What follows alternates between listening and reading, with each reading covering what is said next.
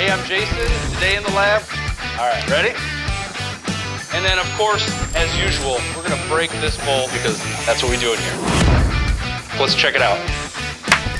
Hey, I'm Jason. Today in the lab, we're talking about manual tightening. We're gonna talk about how to take your factory from a simple click wrench to an advanced connected wrench that can prove out the quality of your parts. We've got 5 joints here that demonstrate some of the simple problems that our customers have with manual tighten assembly. And we're gonna show you how this just shows 5 clicks, where this actually collects data, it takes torque readings, it takes angle data, it prevents over tightening, and it prevents bad quality joints from leaving the facility. Let's start with the first joint right here.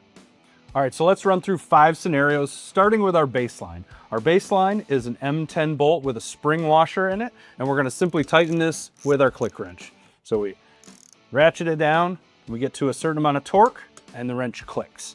All right, so that's our baseline, that's a normal operation. Let's say the operator misplaced the washer and forgot to put it on the bolt. They're gonna run the tool down, they're gonna ratchet it down, and they're gonna get to a click. And really there's no feedback difference saying that this is an incorrect part, and it very well may fail in the field. This could be a serious quality issue for the performance of your parts.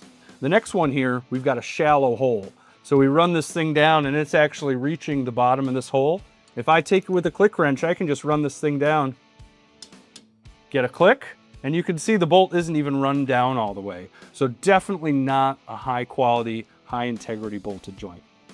The next one we have here is a lubricated joint. In this case, the operation, we accidentally got some lubrication contamination on this fastener, and we tighten it down. This may be over tightening it. So when we run it down, we still run it down. We get a little more angle, but we don't get any feedback from our click. All right, and then our final tightening, we run this bolt down, and this is gonna be our real over tightening. We've all seen an operator run a click wrench like this. Right, do one of those, no feedback from this. Let's take a look at all those scenarios with our MTR wrench. So let's put the MTR wrench back on our baseline joint. Remember, we've got this spring washer that we have to compress, so we're gonna monitor the tightening angle, as well as the torque at our click and the final torque we get to make sure we don't over tighten this joint.